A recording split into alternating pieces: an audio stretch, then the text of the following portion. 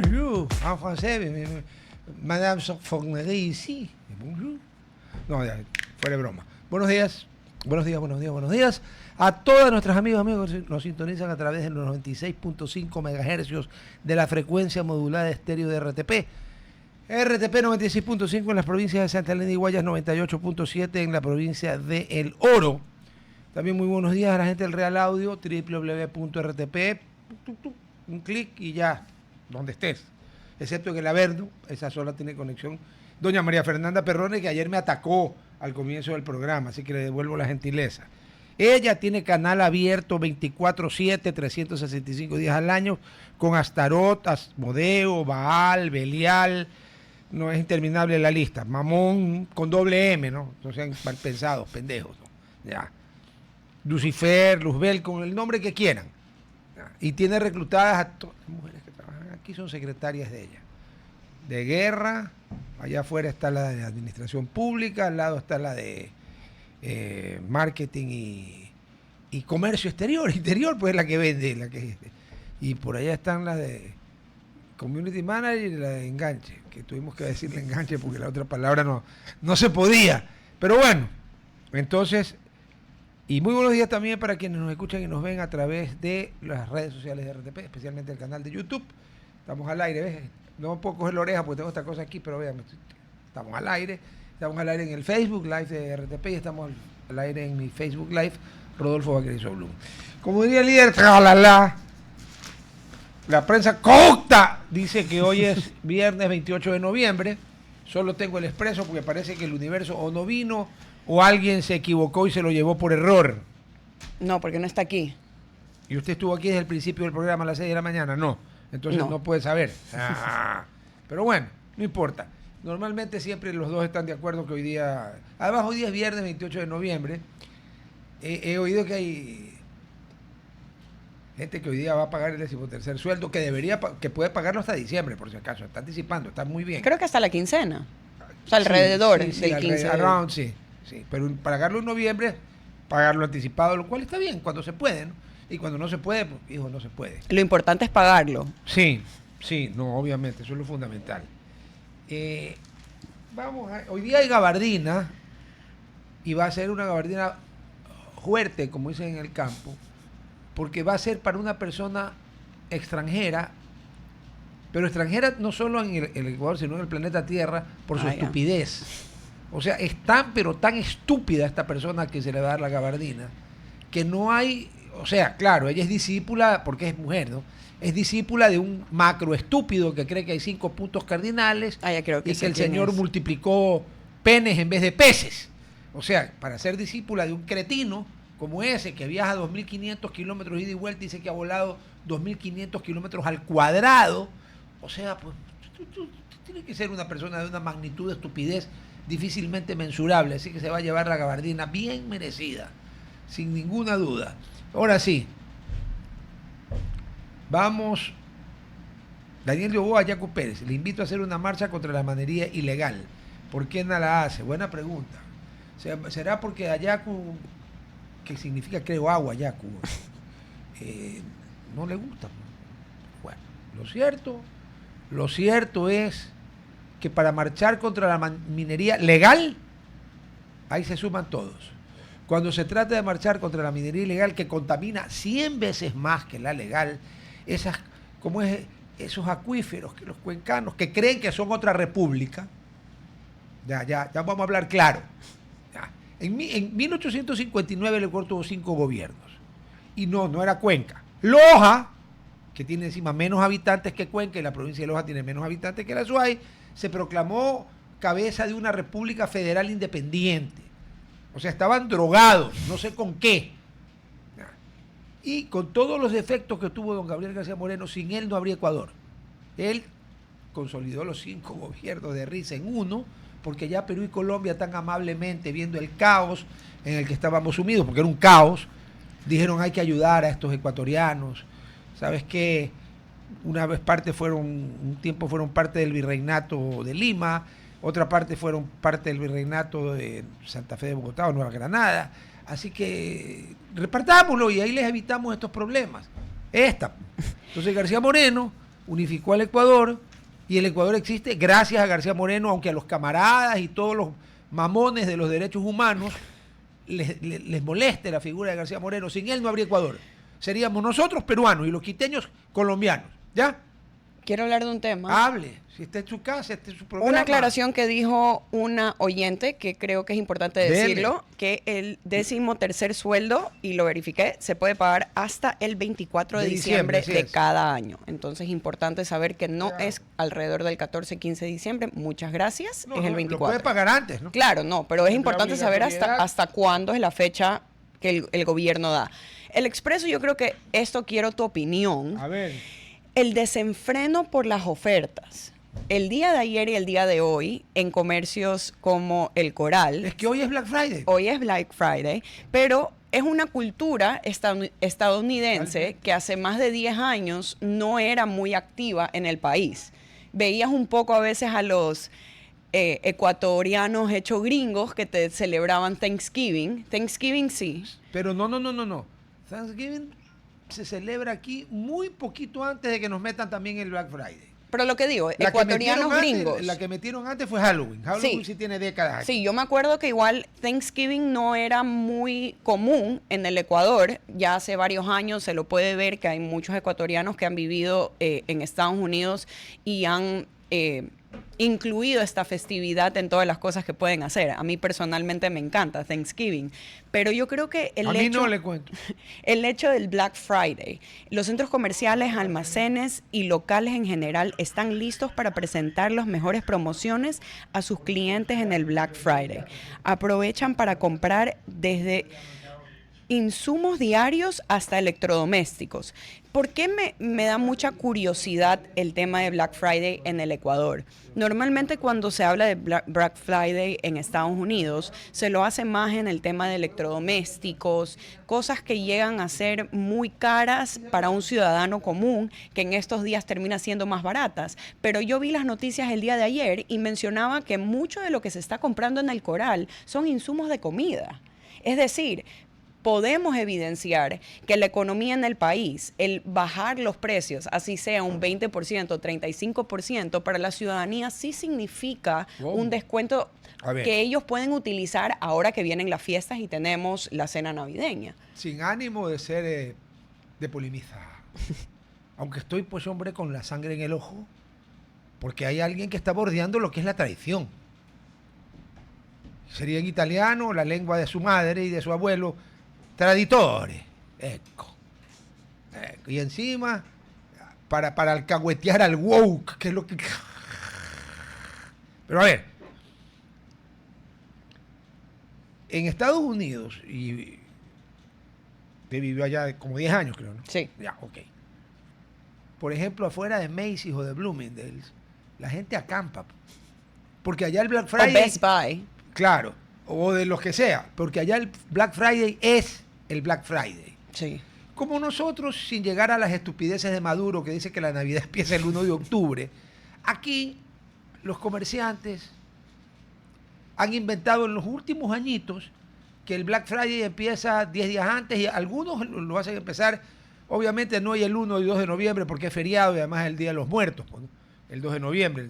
Los fieles difuntos, como diría la Iglesia Católica, el 1 de noviembre no es feriado aquí, no era, antes sí era, en Colombia es feriado, es el día de todos, verán que es en masculino, todos los santos, nosotros, los hombres, porque el 31 de octubre es Halloween, que es el día de ¿quién? De las brujas. No lo he inventado yo, solamente estoy haciendo una cosa, no estoy diciendo que las mujeres sean brujas, estoy diciendo que Halloween es el día de las brujas, y el 1 de noviembre es el Día de Todos los Santos. Reclámenle a la Real Academia de la Lengua Española en todo caso, no a mí. Pero allá, y cuando cambia de temporada, por ejemplo, en ropa, los descuentos son una locura. O sea, si usted cree que... A ver, aquí han llegado a dar enganches de 2x1. Antes no lo hacían. ¿Eh? Aquí en el Ecuador la gente creía que dar 10% de descuento era dar descuento. Y los generosos daban 20%. Y cuando uno que ha ido a Estados Unidos, no 10 años como ella, evidentemente el bolsillo no aguanta, pero... Estamos hablando con... Bueno, mi papá es de allá. ¿Qué bolsillo no aguanta si mi papá nació allá? O sea, mi familia es de allá, no es que iba... Una preguntita. ¿Su papá qué hace? ¿Pide caridad fuera de San Patricio? ¿O qué es lo que hace su papá? Es arquitecto, pero él... Es arquitecto. Pero tengo una pregunta. ¿Qué culpa ¿pero es un tiene? arquitecto que se dedica solo a dibujar cosas irreales o hace proyectos reales y le va bien? Pero ¿qué diferencia hay de que, o sea, el hecho de que sea estadounidense es como ser ecuatoriano, es vivir, es nacer en un país. O sea, él sí no tiene la culpa. Él no es como los aniñados de Ecuador que mandan a sus hijos a ser nacidos en Estados Unidos. Él verdaderamente viene de padres. Sí sabe cuándo empezaron a hacer eso.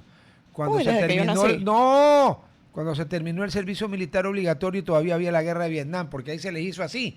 Porque si eran ciudadanos americanos los podían reclutar. Después seguimos con el tema. Roberto Aspiazu al principio lo vamos a tener por teléfono y luego cuando llegue a su destino estará conectado con nosotros por vía del Zoom. Roberto, buenos días, ¿cómo estás? Buen día, Rodolfo. Gusto estar contigo. El placer es mutuo, mi querido Roberto. A ver, el otro día vuestra merced, pues que ha colaborado con un escrito de su autoría que más o menos me corrige si me equivoco en el título, Más petróleo, más kilovatios. Por ahí va el tiro. Más barriles Eso. por día, más megavatios. Eso, más megavatios. Perfecto. Tenía la idea, pero no estaba exacto. A ver, vamos a ir con el método socrático. ¿Por qué una mayor producción de barriles por día, que entre paréntesis no se ha logrado, significa más megavatios? Si aquí hay una campaña en el Ecuador que el año pasado nos la tuvimos que meter por donde nos quepa, donde nos cupo, por el tema de los apagones, satanizando nuevamente la única energía que depende del ser humano, que es la termoeléctrica, porque todas las demás dependen de la naturaleza. ¿Qué pasó? A ver, la explicación básicamente se refiere al hecho de que hablamos de que para una rendición de cuentas del gobierno respecto a los logros del sector energético tienen que darse en función, en el caso petrolero, de más barriles por día y en el caso eléctrico, de más megavatios. Empecemos con lo primero. A ver. El promedio de producción el presente año va a estar seguramente al cierre de 2025 en 432.000 barriles por día, la cifra más baja en 20 años, más o menos. Esto debido a que en julio los oleoductos se pararon, como recordaremos, como consecuencia de los problemas de la erosión regresiva del río del Coca, y eso determinó la suspensión del bombeo del petróleo en un alto porcentaje durante casi todo el mes. Entonces, eso se refleja en las cifras al cierre de año. Nominalmente hemos debido estar en promedio alrededor de 460.000 barriles, que es lo que estamos produciendo ahora. Hemos bajado en relación a los 472.000 que producíamos hasta hace poco. ¿Ya? No es precisamente una buena noticia, más aún en circunstancias de que las autoridades gubernamentales hablaron recientemente en un evento público donde se lanzó Intracampos 3, de que íbamos a cerrar el año produciendo 500.000 barriles. Eso no va a suceder. En la medida que hagamos las cosas correctamente, pues hacia el segundo semestre del año podríamos haber incrementado la producción, pero eso todavía en compás de espera. Una pregunta, Roberto, como dirían en la Asamblea, un punto de orden. 400 y pico de mil. ¿Cuál fue el pico de producción? ¿Cuándo fue el año que Ecuador produjo más barriles? Si es que el milenio pasado, obviamente, supongo, ¿no? No, 2014. El pico de producción fue 2014. ¿Y cuánto fue? Con promedio de producción de 563.000 barriles por día. Es decir, 100.000 más de lo que estamos produciendo ahora. ¿Pero qué pasó? ¿Se secaron los pozos? Porque 100.000 barriles por día son, en cualquier parte del mundo, 3 millones al mes. Son 36 millones de barriles al año. Por el valor del petróleo, sea el que sea, el 2014 estaba alto todavía, o ya estaba empezando a caer, lo que sea, pero igual es una fortuna. ¿Qué pasó? Básicamente el hecho de que Petroecuador, que nominalmente es una empresa estatal autónoma, en la práctica no lo es, depende del presupuesto general del Estado. Ajá. Y si no realiza programas de inversión para mantener la producción, ellos tienen la responsabilidad de producir el 80% del petróleo ecuatoriano. Entonces, sencillamente, al no invertir, al no disponer de tecnología de punta para hacer recuperación mejorada o secundaria, entonces, evidentemente, la tendencia es hacia la declinación. El problema de Petroecuador es que no está a la altura de una empresa petrolera con semejante carga de responsabilidad sobre lo que tiene que producir y el rol protagónico que se le entregó, en especial durante el gobierno del expresidente Rafael Correa, al cambiar la modalidad de contratos de participación a contratos de prestación de servicios específicos con financiamiento. Lo cual originó una Son serie de demandas que bastante perdimos distintas, todas. ¿no? Creo que originó una Entonces, serie de demandas que perdimos el tipo todas, de ¿no? decisiones que pesan ahora. Te preguntaba si esa medida originó algunas demandas y creo que perdimos todas.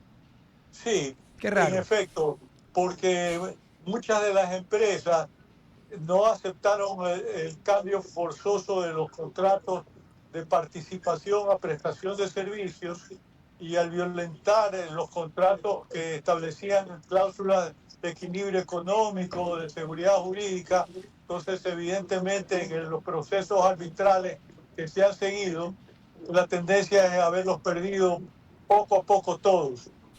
Qué raro. Una preguntita para que la gente se ubique bien, porque nadie maneja petróleo, pero a ver, Petroecuador no tiene ni va a tener nunca los recursos para compararse ni con Chevron, ni con la Royal Dutch Shell, ni contra ninguno, con ninguno, ya. Es como cuando aquí a la fuerza metieron una tercera compañía celular que no podía pues competir con los dos monstruos que estaban. ¿Y qué terminó pasando?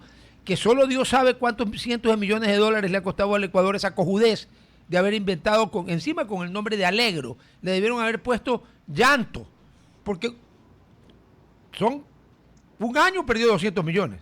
Y de ahí nunca más volvieron a decir nada. Mezclaron el balance. Entonces, soltar a Petroecuador a competir con los monstruos era como soltar a Alegro a competir con el señor Slim y con Telefónica de España. Sí, y el problema de fondo en el cambio de la modalidad es que en participación los consorcios, los corporativos participan y pueden bancarizar reservas para efectos de invertir. Claro. Con contratos de prestación de servicios, no. No, porque no es tuyo. Entonces, sí, porque finalmente son contratos que se ciñen explota las reservas que yo ya tengo probadas abajo y no más. Es decir, ahí no hay un compromiso propiamente dicho respecto a que esos corporativos continúen con procesos de exploración para descubrir nuevas reservas que puedan incorporarse más adelante a la producción también, que es una limitación de la nueva modalidad de contrato que se adoptó. Y es una de las razones por las cuales en lugar de incrementar producción, hemos venido disminuyendo. Perdón, ¿sigue vigente ese modelo de contrato, el de prestación de servicios y no ha vuelto el de participación? A ver, eso es un poco enredado. A ver. El contrato de participación volvió con la licitación de Intracampos 1 en 2019 e Intracampos 2 en 2022, y ahora recientemente igual con el lanzamiento de Intracampos 3, pero Intracampos 3 recién está yendo a licitación y se supone que recién será adjudicado en septiembre del próximo año, o sea que es un proceso que va a tomar tiempo. Perdón, ¿qué es Intracampos? Ahí sí que me cogiste en offside. Bueno, pero se ha venido hablando bastante de la industria petrolera de Intracampos. Son campos pequeños que están en medio de bloques más grandes que están adjudicados o que son operados por Petroecuador. Entonces son áreas pequeñas y es la razón por la cual se apela este nombre de Intracampos. O sea, están al norte, ¿no? En las provincias del norte, principalmente en Sucumbíos y Orellana. O sea, son como las islas pequeñas del archipiélago. Exactamente, son las islas pequeñas del archipiélago, o sea cuya geología es bastante bien conocida porque se ha perforado mucho alrededor, se ha hecho sísmica, inclusive 3D, entonces se conoce bastante la geología de la zona, ¿no? Pero son pequeños, qué pena. Sería lindo tener campos grandes con todos esos estudios, porque ya la gente iría... A ver, y o sea, llegamos al punto máximo el 2014 y de ahí ha sido todo para abajo por la falta de inversión y el monopolio de Petroecuador. Básicamente esa es la razón, sí. Durante algunos años nos estabilizamos en alrededor de 500.000 barriles, según tú recordarás, Sí, sí. pero inevitablemente si no hay nuevos descubrimientos, si no se hacen las inversiones, si la recuperación secundaria es insuficiente, porque para esto es importante destacar que nuestro promedio de recuperación en los campos está en apenas 0.17, cuando tú tienes países que alcanzan hasta 0.40, o sea, menos de la hay mitad. espacios para recuperar, pero tienes que meterle plata, esos barriles son un poco más caros, pero sobre todo necesitas la liquidez necesaria para hacer la inversión. Sí, Esa Ecuador, es la regla del juego, ¿no? Y tú sabes que Ecuador, si hay algo que no tiene, aparte de buena voluntad que sí tenemos, es la liquidez necesaria, porque liquidez necesaria creo que no se refiere al agua, sino al billete, ¿no? Sí, correcto, correcto. Estamos actualmente con promedios de producción por barril este año de $27, para una venta promedio que en 2025 va a ser de 55. Acuérdate que nos estamos moviendo en un escenario de precios del petróleo más bajos que el año pasado, tanto como unos 9, $10 menos, es bastante. Como es harta plata. Por barril, ¿no? Harta plata. Por barril. Entonces, claro, nominalmente para tener el mismo ingreso fiscal por explotación de petróleo, tú tendrías que incrementar la producción, esa diferencia, ese 10% al menos. Ah, pero si cerramos ya Yasuní, pues pana, ¿cómo vamos a incrementar? A ver, Sofía. Sí, pero esa es una de las cuestiones que tiene que ser reconsiderada por parte del gobierno. Ha llegado la Secretaría Jurídica de la Presidencia, un personaje como Enrique Herrería, que conoce muy bien el caso porque él fue de los magistrados de la Corte que votó en contra de esa estupidez de llevarnos a consulta popular en medio de una muerte cruzada, en circunstancias de que de otra parte se había seguido el debido proceso para efectos de autorizar la explotación de ITT de acuerdo a lo que prescribe la propia Constitución, que no es otra cosa sino que la Asamblea aprueba que la empresa estatal, en este caso Petroecuador, proceda con los cuidados del caso, el cuidado del medio ambiente, hacer ese trabajo de prospección, explotación, y es tal como ha venido haciendo, y de hecho es una operación en donde no se ha producido ningún incidente medioambiental en todo este tiempo, dígase cuestión de 7, 8 años. Comparto tu criterio sobre Enrique Herrería.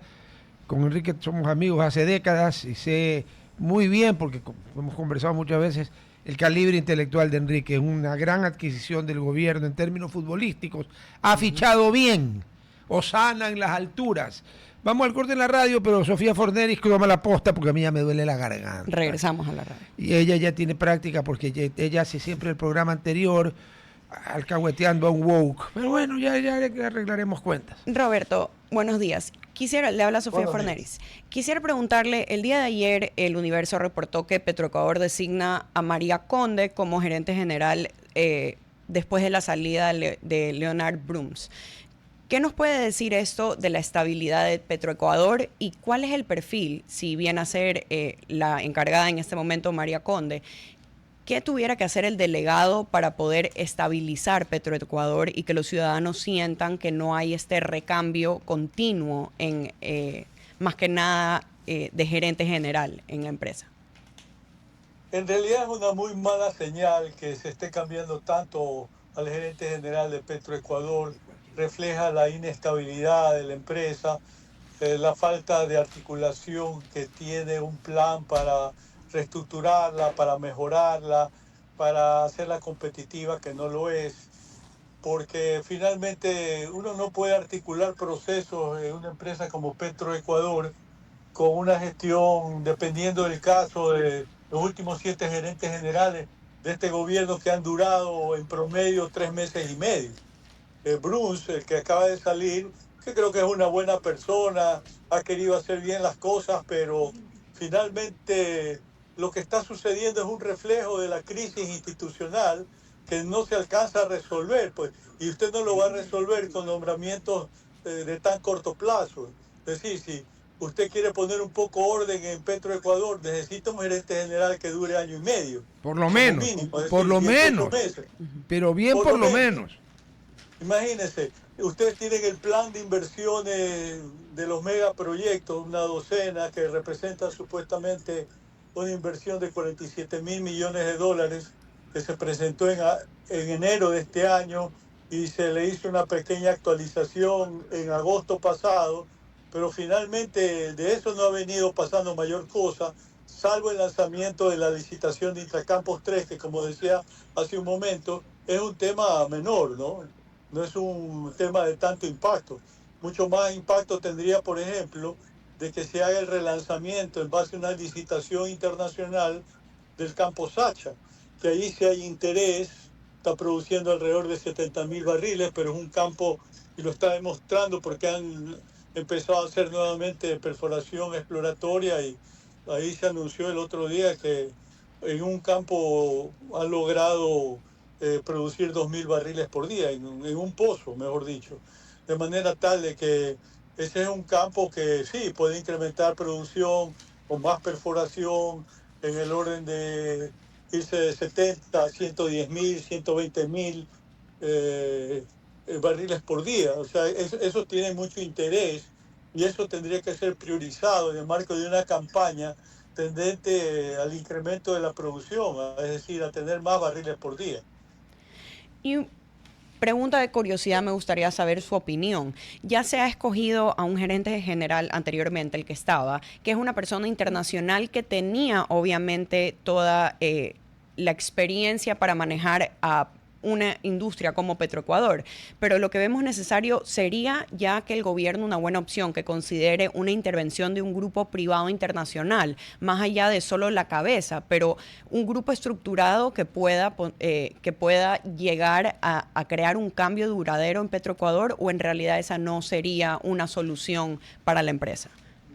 Nosotros le hemos propuesto tanto al Ministerio de Ambiente y Energía como a Petroecuador, por ejemplo, que para impulsar los megaproyectos, entre los cuales está la variante de los oleoductos por la margen derecha del río Coca, la refinería de alta conversión de Esmeraldas, igualmente lo que mencionábamos hace un momento, la licitación del campo Sacha, pues pensamos que eso es muy difícil manejarlo con los actuales funcionarios que tienen dentro del Ministerio de Petroecuador, porque de modo propio ellos están atendiendo distintos frentes del día a día y no tienen la cabeza o el tiempo necesario para, por ejemplo, hacer una buena estructuración de bases de estos proyectos para convocar a algunas empresas que puedan estar interesadas, realizar la inversión, llevar adelante estas licitaciones, porque todo esto trae atraso. Por ejemplo, en el caso de OCP,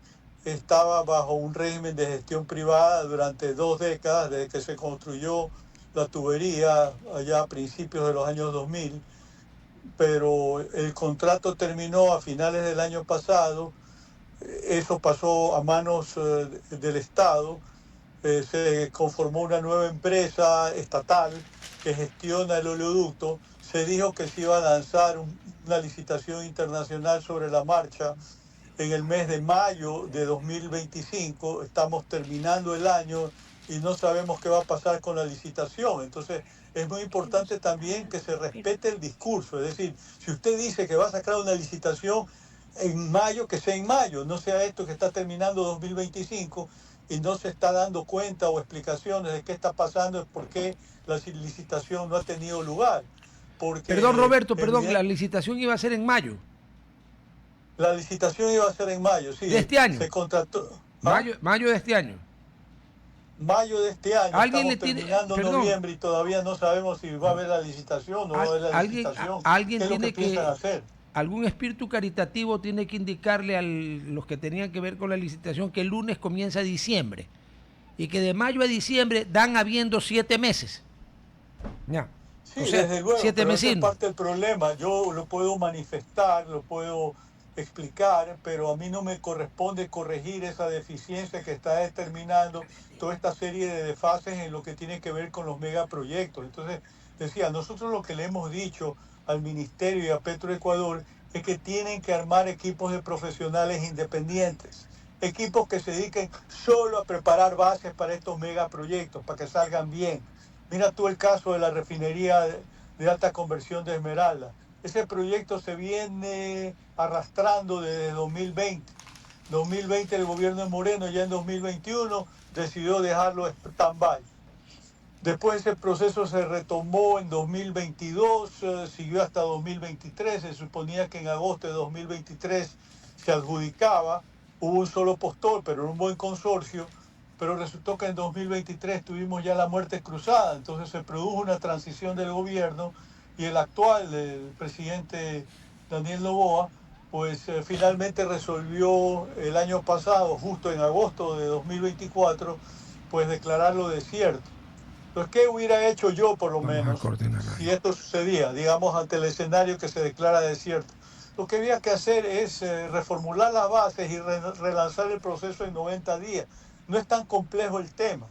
Ahí la clave, por ejemplo, es el residuo, qué porcentaje te va a dar en derivados ligeros de alta calidad, dígase diésel, gasolina.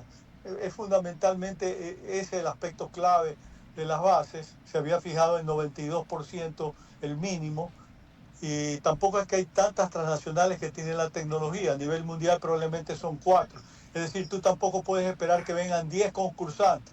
Probablemente te vengan 2, máximo 3, pero relanzas el proceso y no lo dejas caído. Ahora ha transcurrido más de un año desde que se cayó la refinería de alta conversión y todos sabemos lo que ha pasado en Esmeralda. ¿Y por qué se cayó, Roberto? Perdón, ¿cuál fue el argumento para que se caiga?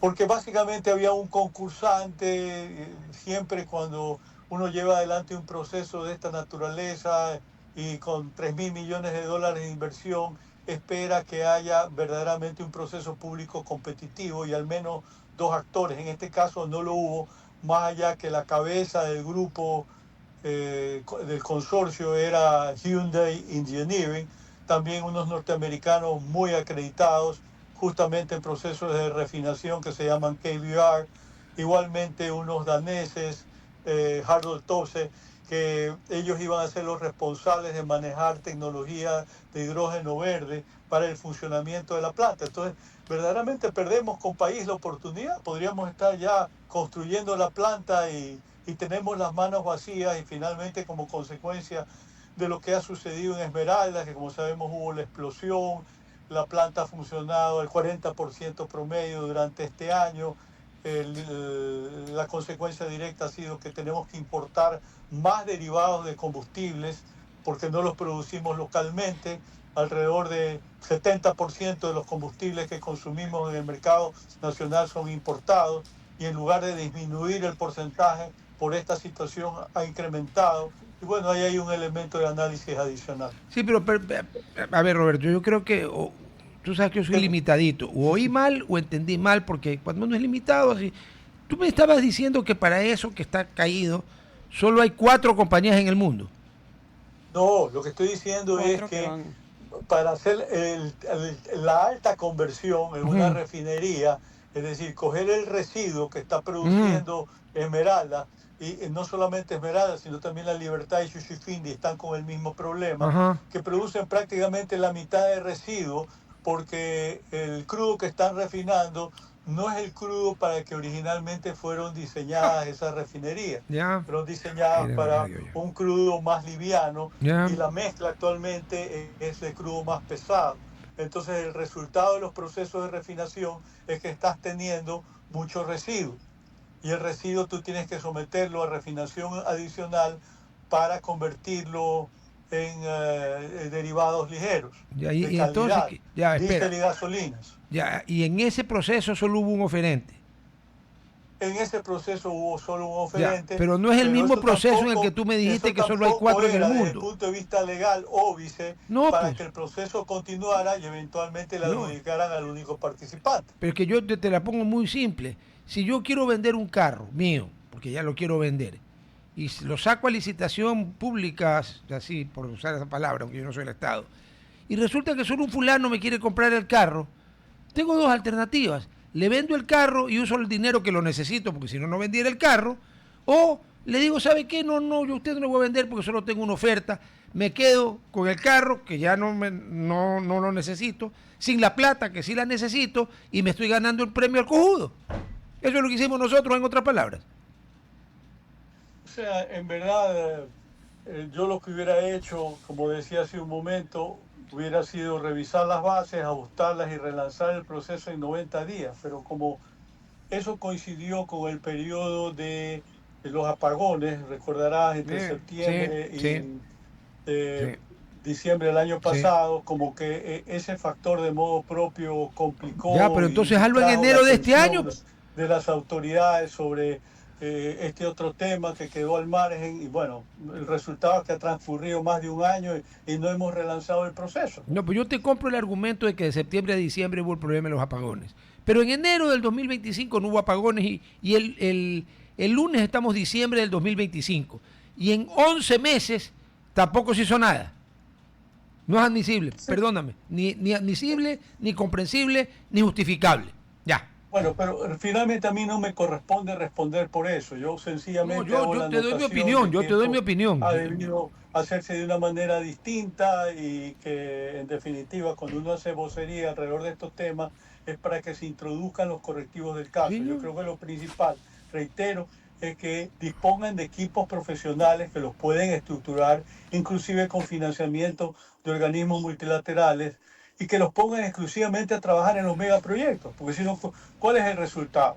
Que tú haces el lanzamiento del plan de inversiones a 4 años, en enero de este año, y estás concluyendo el año, ¿y cuál ha sido el avance? El único avance es el lanzamiento Intracampos 3, que yo te dije, eso es pequeñito. Claro. Eso es una inversión de los 47.000 millones de dólares, esta es una inversión de 300. O sea, es marginal. Perdón. No está la carne ahí, que te gusta usar metáforas para expresarte oportunamente. No, porque 300 millones y 47.000 millones es el hueso, pues no la carne, no es que no es la carne. Sí. Eso no es nada, claro. Pues. O sea, no es absolutamente nada. Es marginal. Entonces, como te digo, hay demasiados pendientes y en el trasfondo de todo esto que estamos comentando está el cambio en el modelo de desarrollo del sector hidrocarburífero, porque tiene un enfoque excesivamente estatal que no va porque el Estado no tiene dinero para invertir, entonces tienes que reformularlo.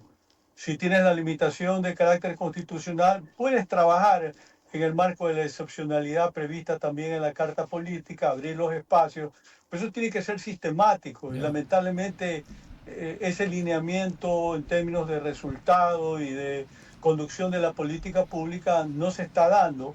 Desde la perspectiva que hemos cumplido ya 2 años de gobierno y por lo menos en el sector hidrocarburífero muy poco avance.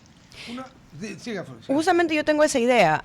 Ya en el Ecuador siempre los ciudadanos o la gente ha hablado sobre el país petrolero, Ecuador como país petrolero, pero realmente, ¿qué tan dependiente sigue siendo nuestra economía ecuatoriana del petróleo, considerando que ya hay otros productos que siguen creciendo y en temas de petróleo seguimos estancados y no solventamos lo que necesitamos para que se pueda producir efectivamente? ¿Se lo puede decir que petróleo sigue siendo un hit para Ecuador o ya tuviéramos que pensar en algo más? Sigue siendo, desde luego. Fíjense, el año pasado la factura por petróleo fue mayor a 14.000 millones de dólares. Entonces, el PIB está en 125.000 millones de dólares. O sea, petróleo representa 12-14% del PIB. Números brutos, ¿no? Así que sigue teniendo importancia y podría tener más importancia. Vuelvo a las cifras que creo que son bastante decidoras. El año pasado se exportaron o se produjeron, mejor dicho, 174 millones de barriles en total. Pero las reservas probadas se estima que están en 8.200 millones de barriles. Perdón, reservas probadas. Todavía para producir en muchos años. A ver, Roberto. Tú, a ver. Los legos no entendemos muchos términos que para ustedes los expertos en el tema son fáciles. Por lógica, una reserva probada debería significar que con toda seguridad eso es lo que hay. Podría haber más, pero no podría haber menos. Es Es eso. correcto, Ya, pero no soy tan lo bruto. que te quiero decir finalmente es que tienes reservas suficientes para seguir produciendo e Largo. incrementar Sí. la rata que actualmente tenemos de producción. O sea, nosotros podríamos estar produciendo con las reservas que tenemos sin problemas 700.000 barriles por día, si hiciéramos las cosas bien. Pero como no las estamos haciendo, entonces todo es como una meta, ¿cómo te digo?, aspiracional, ¿no? Sí, pero a ver, queda claro que nosotros no tenemos la capacidad, la liquidez, como dijiste tú, financiera necesaria para que lo haga ese monopolio que se llama Petroecuador. Los monopolios están prohibidos por la Constitución siempre y cuando no sean del Estado, ¿no? Y no se le ha ocurrido a ningún genio de la Corte Constitucional ver que eso es inconstitucional por discriminación. Pero bueno, a ver, entonces lo lógico es, ya que quitamos los subsidios en casi su totalidad, es primero abrir la explotación y segundo, abrir también la importación de derivados. Porque yo tengo amigos que viven, como tú también, en Estados Unidos, en algunos estados, y estamos más o menos a los precios de Estados Unidos y a veces más caros y con un agravante. En Estados Unidos no se le ocurre a nadie decirte que te vende una gasolina o de 92 o 93 o 95 octanos cuando tenga un octano menos porque lo clavan. Aquí yo quisiera saber cuándo se hizo una auditoría para saber si la Super tiene los 95 octanos que dicen que tiene y si la Eco País tiene los 87 octanos que dicen que tiene. Nada más. Sí, bueno, esa es otra historia, ¿no? Pero en definitiva tenemos que apuntar, como te decía hace un momento, al cambio del modelo de desarrollo del sector hidrocarburífero y parte de ello guarda relación con el hecho de que en algún momento tenemos que apuntar a desmontar el monopolio de Petroecuador en torno a la importación de derivados, ¿no es cierto? Es decir, que cualquier interesado puede importar gasolinas y diésel Sí, fundamentalmente. claro. En la medida de que es un escenario favorable el hecho de que actualmente tenemos precios bajos, lo que tiene que ver con la materia prima, con el crudo. Estamos, tú hablando hace un momento, lo decía, $55 por barril, casi $10 menos que el año pasado. Entonces, esa circunstancia de modo propio facilita las cosas, ¿no? Como para pensar en esta dirección y no depender del monopolio que tú sabes siempre desde el punto de vista de gestión tiene muchos problemas, ¿no? Se supone que tú como privado puedes importar, pero eso está sujeto a aprobación de la Agencia de Regulación y Control de Hidrocarburos O sea, y nunca. adicionalmente del Ministerio de Ambiente y Energía. Nunca. Entonces tú necesitas dos vistos buenos. Pasas un filtro, caes a otro filtro. ¿Cuál es el resultado? Tengo una empresa socia de mi cámara que estuvo haciendo una gestión para importar diésel para fines de utilización, el negocio de cabotaje. ¿Y? Y finalmente se han demorado 6 meses en obtener la autorización. Entonces, ¿cómo puede ser eso? Perdón, 6 meses para obtener la autorización para Es importar correcto, algo que ya no está subsidiado. Te estoy hablando en base a mi experiencia, porque igual yo tengo trato con distintos corporativos, entonces esta información no está en los periódicos, pero la conozco de primera fuente. Claro, no lógico. Pero lo que digo es, ¿qué lógica tiene que una, 2 o 10 autorizaciones demoren 6 meses? Por Dios. Y hay que apuntar también a que la comercialización de gas natural, en caso de ser importado, es decir, no depender de la producción natural, también tengan un procedimiento expedito de autorizaciones para tal efecto y que no sea esto que constantemente se ponen las trabas porque a algún burócrata se le ocurre que no es pertinente importar y que hay que favorecer la producción nacional, que no la hay de monto o volumen suficiente como para satisfacer una demanda potencial que se va a ir desarrollando por el hecho mismo que tienes una regulación que te obliga en un plazo de año y medio de que las centrales termoeléctricas funcionen con gas natural, no con diésel, no con búnker. Ya, y primero vuelan los burros en este país. Año y medio para que cambiar. A ver, una cosita, a ver. El problema de las trabas en el Ecuador es un deporte nacional. Ya, 6 meses para conseguir permiso para importar diésel. Pero es en todas partes. Te pongo para que tú veas que es en todas partes. Resulta que tú sabes muy bien quién es el Instituto Tecnológico de Massachusetts, ¿no es cierto? El MIT. Sí. Ya. Bueno, aquí si alguien viene graduado con un título del MIT, tiene que homologarlo ante la Secretaría Nacional de Ciencia y Tecnología. Y entonces yo, con todo respeto a las universidades del Ecuador, o sea, perdóname, pero entre las universidades del Ecuador, todas juntas multiplicadas por 1.000.000 no le llegan al tobillo al MIT. Otro ejemplo. Argentina, mira el escándalo que pasó cuando los ecuatorianos fueron a copiar en masa el examen para los cursos de especialización en Argentina. Argentina en Latinoamérica es un referente mundial en medicina. El Instituto Favaloro tiene un premio Nobel en medicina, están en otro nivel. Y en psiquiatría y psicología, en Buenos Aires va más gente al terapeuta que en Nueva York. Pero tú vienes con un título de una universidad argentina de prestigio, no de cualquiera. Y el CNC te la pone difícil. Entonces ya entiendo por qué te demoraron 6 meses a esa compañía de tu cámara en darle 2 permisos. Porque aquí necesitan justificar por qué están sentados en ese asiento y no buscando trabajo como cualquier ser humano en la calle. Entonces, si lo hacen en 2 días, cualquiera va a decir, oye, ¿y este cubo qué hace aquí? ¿Por qué le estoy pagando un sueldo? Ese es el problema. Tienen que justificar su existencia y mientras eso pase, estamos condenados.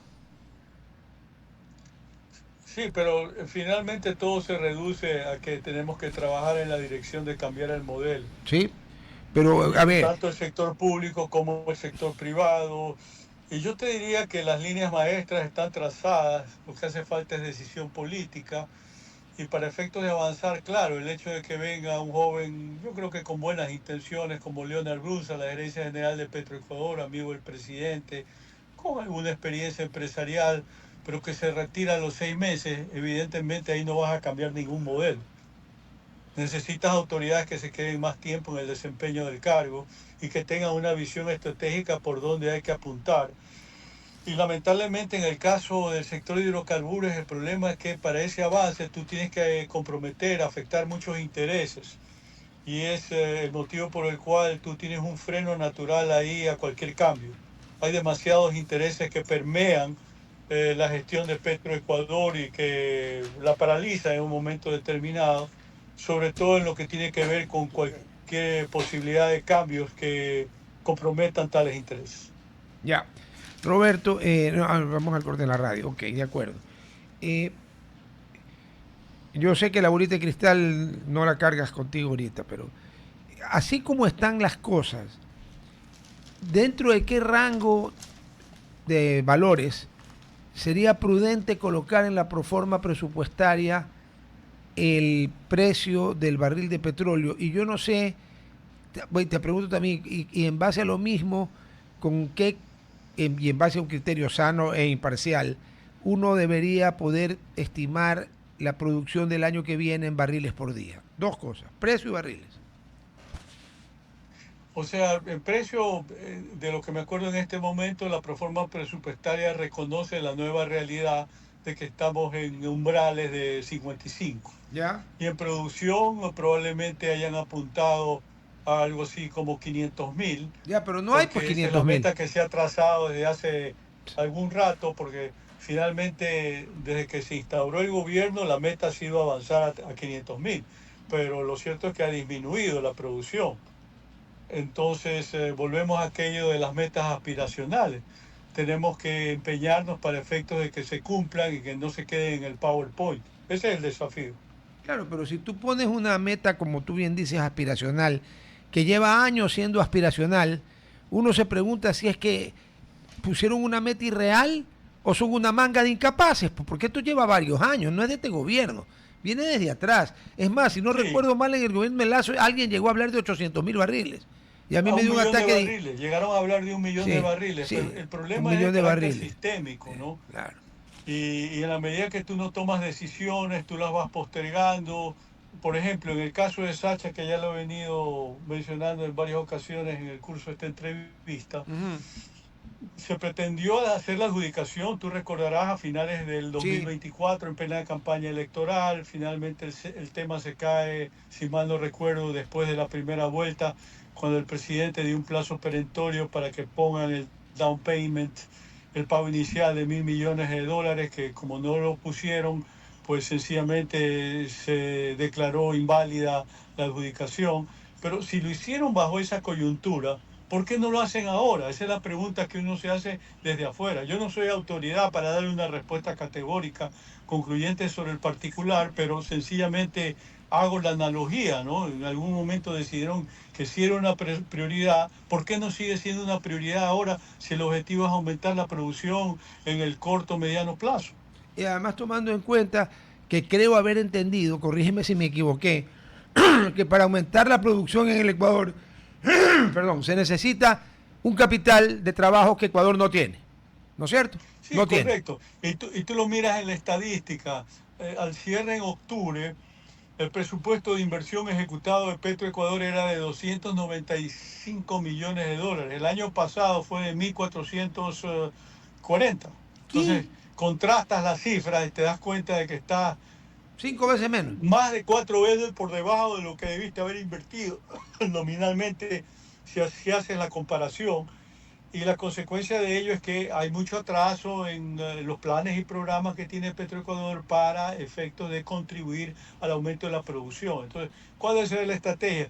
Tú tienes que ayudar a que las empresas que ya están establecidas en el país, que tienen contratos de concesión, contratos de participación y que tienen interés, todas, hasta donde yo sé, de aumentar su capacidad, les tienes que dar la facilidad para que amplíen su operación, los campos que están explotando.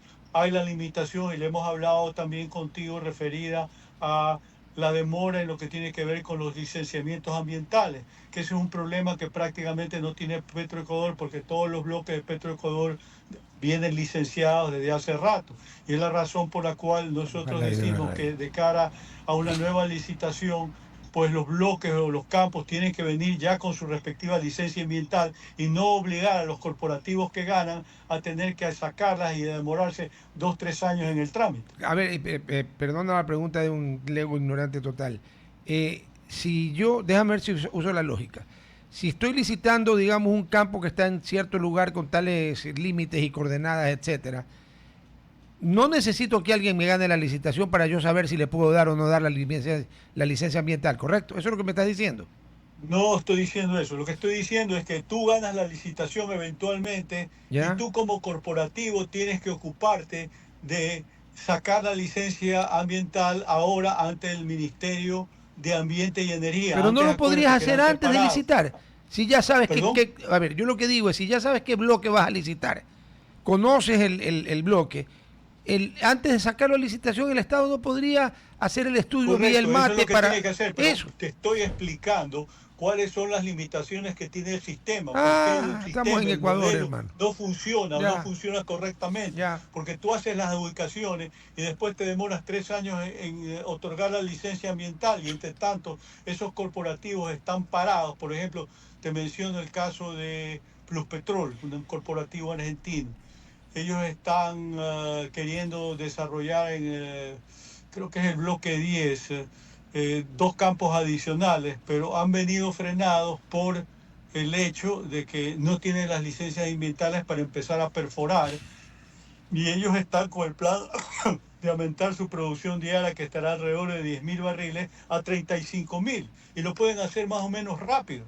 O sea, Pero no tiene la licencia ambiental, pues no, tienen que entonces hacer no pueden. consultas a las comunidades en territorio, eso a veces demora, muchas veces no hay personal del Ministerio de Ambiente, ahora del Ministerio de Ambiente y Energía, para cumplir con ese tipo de consultas, se demoran, pasan semanas, meses y años también, y la licencia no llega oportunamente. Ahí tú tienes un problema estructural. Ya, pero los problemas, sean coyunturales o estructurales, si tú no los empiezas a abordar para resolverlos, no se resuelven nunca. Y yo estoy empezando a sospechar que realmente no hay, desde hace mucho tiempo, intención de resolver esos problemas estructurales o coyunturales. Por Bueno, ejemplo, pero ya entramos en un plan de especulación que creo que no cabe. ya, pero el Rodolfo, mate, en a ver, el sentido Ministerio del que Ambiente, la lógica elemental indica que estos temas, al tenor de una Ajá. argumentación incontestable, a los razonamientos que estamos exponiendo, porque tú te preguntas, ¿cuánto demora un ven. licenciamiento ambiental en el estado de Texas, Estados Unidos? Tú solicitas en Texas una licencia ambiental y te lo otorgan en menos de 90 días o en 60 días. ya, Y cumplido ese requisito, tú ya estás en la posibilidad de hacer la perforación. Ahora, Texas o Texas es un estado que no tiene mayores problemas ambientales, pero ahí te va a salir el abogado del diablo a decir, sí, pero ¿cuánto tiempo necesita usted para tener una licencia ambiental para perforar en Alaska? En la parte que se puede, porque entiendo que la parte que hay, Alaska es enorme, es el estado más grande de la Unión. A ver, déjame decirte y aclararte alguna cosa. Dale. La industria petrolera es la industria más regulada a nivel mundial en materia ambiental. Hace años. Y esa es una realidad que se ha venido ejecutando en el Ecuador. Nosotros tenemos prácticas del primer mundo en la industria petrolera desde el año 96, con la explotación del 96 campo de la transnacional Maxwell. Es decir, nosotros venimos aplicando normativa internacional y tecnología de punta en lo que esto tiene que ver desde el año 1996, es decir, prácticamente 3 décadas a la fecha. Y verdaderamente, si bien de vez en cuando hay reportes por problemas en los ductos, y parte del problema de los ductos es que también son obsoletos. En el caso del SOTE, tiene ya más de 50 años. Claro. Y hay que hacerle una renovación integral y hay que invertirle mucho dinero, que no tiene tampoco Petroecuador. Entonces, es como un círculo vicioso. Por todos lados te vas dando contra la pared. Esto es como, abres una puerta y te sale el diablo. La otra es otra puerta y te sale el hombre lobo. O sea, estamos jodidos. O sea, ya me di cuenta, es una concatenación. Si el SOTE necesita mantenimiento, ¿cuánto costará el mantenimiento del SOTE? Así a vuelo de pájaro. Muy a vuelo de pájaro. Es que tienen que hacer una reforma integral de la tubería. ¿Cuánto puede costar eso? Más o menos. Eso, $200 millones. Y no tenemos. Si no tenemos plata para medicinas ni para un montón de cosas, ¿por dónde saca 200 millones? Entonces, ¿qué es lo lógico? Encárguele a otro pues que lo haga. El SOTE no tiene el sistema, por ejemplo, que sí tiene el OCP, que es más moderno, en donde automáticamente frente a una descompensación de presión se produce automáticamente el cierre de válvulas. Eso no tiene el SOTE y es la razón por la cual se derramaron 26.000 barriles en marzo de este año cuando se produjo la ruptura del SOTE en Esmeraldas, tú recordarás. Sí, 26.000 barriles. Idea, ¿no?, de qué es lo que estamos hablando en este momento. Pero en todo caso, tengo que retirarme, Rodolfo. Ya he hablado bastante contigo para ponerte al tanto de la industria petrolera. Te agradezco muchísimo. Ya aprendí de nuevo un poco de cosas más interesantes sobre el tema y he llegado a la conclusión de que aquí o se deciden hacer las cosas o seguiremos jodidos, pero omni secula seculorum. Te mando un gran abrazo, Roberto. Muchas gracias. Abrazo, por estar con nosotros. Abrazo, adiós. Saludos en casa. Chao. A ver, Sofía, ¿qué sacó en limpio vuestra merced? Bueno, aquí viene de...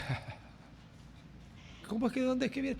El último es Baltimore. Yo la verdad es que de petróleo no sé mucho. No, yo tampoco. A duras penas sé que en mi carro le tengo que poner diésel y no le tengo que poner super. Su carro es a diésel. Sí, porque los Chevrolet ahora solo te lo venden a diésel. Aquí. No, aquí, en realidad.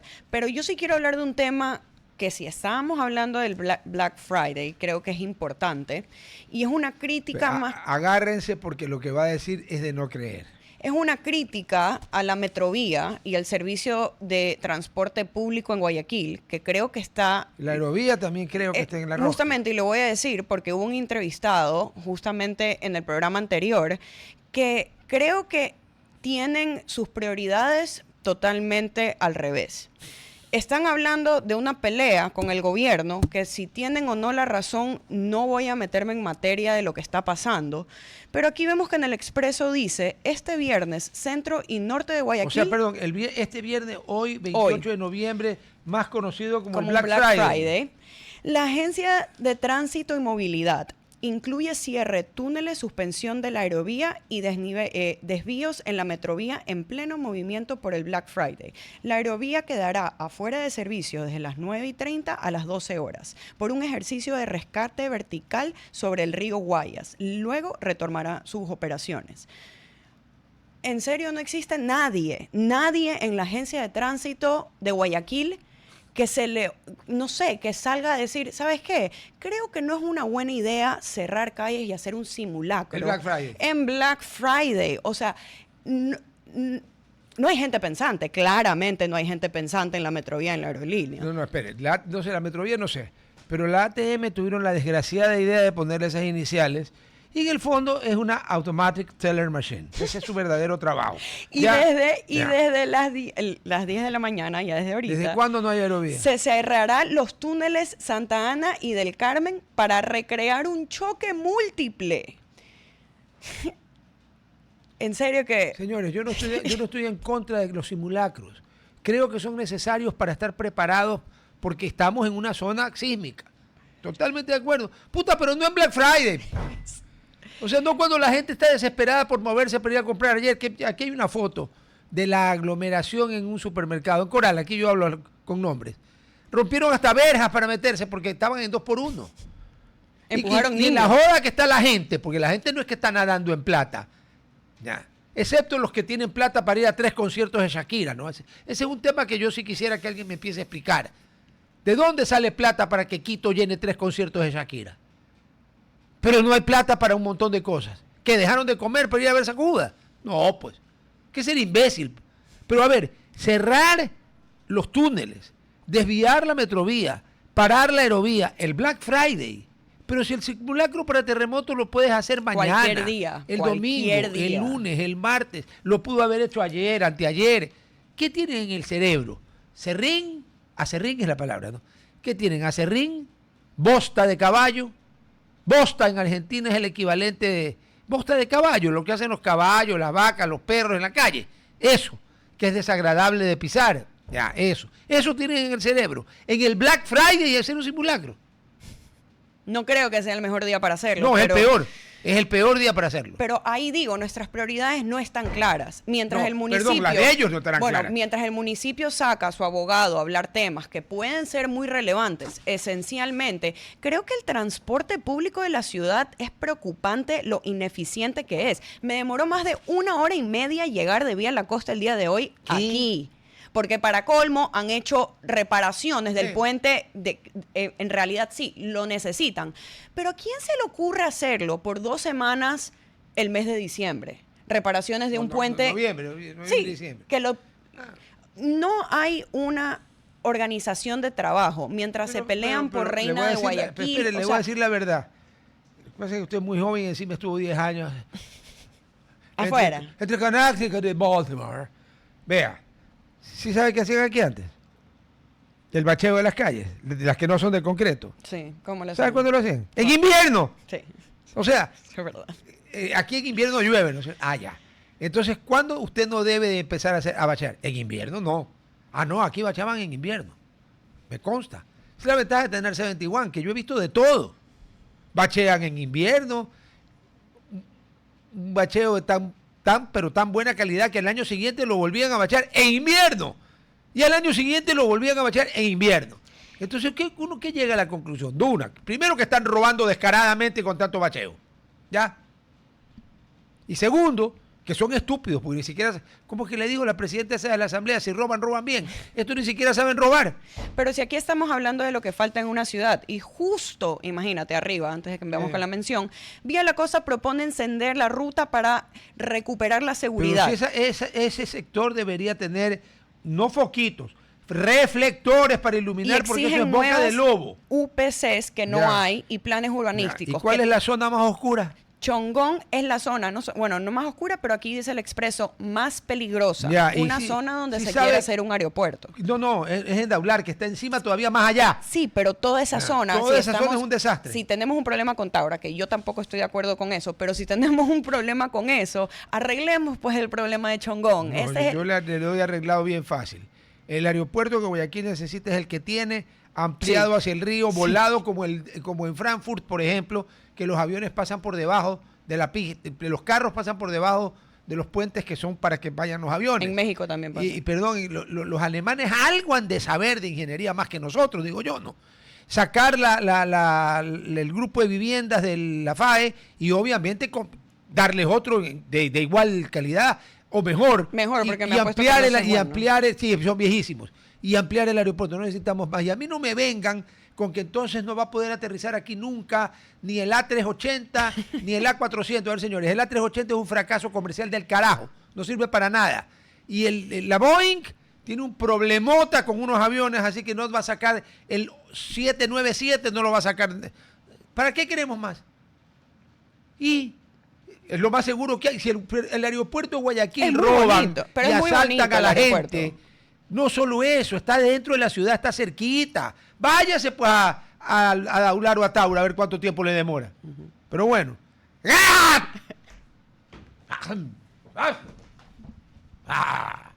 Ya, a ver, si tienes una queja o denuncia por corrupción en el seguro.